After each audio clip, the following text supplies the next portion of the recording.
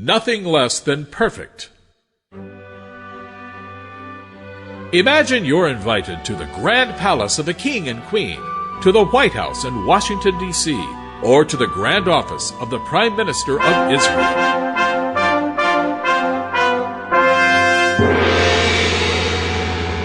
You wouldn't expect anything but the very best. Oh, I can't believe it. I finally made it to Washington, the capital of the United States. I expect nothing but the best. And here I am, in the Holy Land. I expect even better than the best. You'd be pretty surprised if the waiters were serving the formal dinner in their pajamas. Get a look at this waiter. He's serving dinner in the White House in his pajamas. I'm very confused. Or if any of the workers were hobbling around on crutches. A waiter in the White House with crutches? What's going on here? So what does this have to do with our Parsha? Does it also talk about pajamas?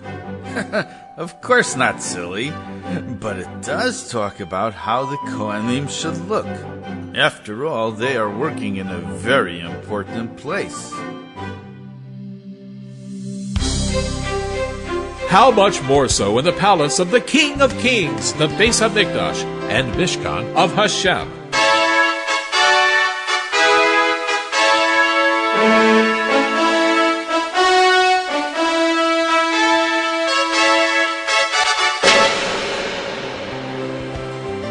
Every Kohen who performs their holy services must be dressed in their proper Kohen uniform and be physically fit.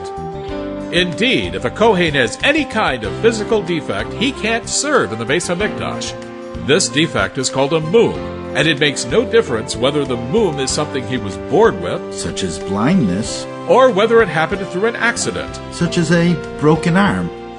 In fact, any Kohen with a mum was not even allowed to enter the Beis HaMikdash. There was something else that had to be perfect too.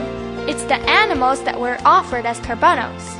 Once again, if you were presenting the king, queen, president, or prime minister a gift, you wouldn't want to give something that was damaged, even if it had a teeny tiny little scratch.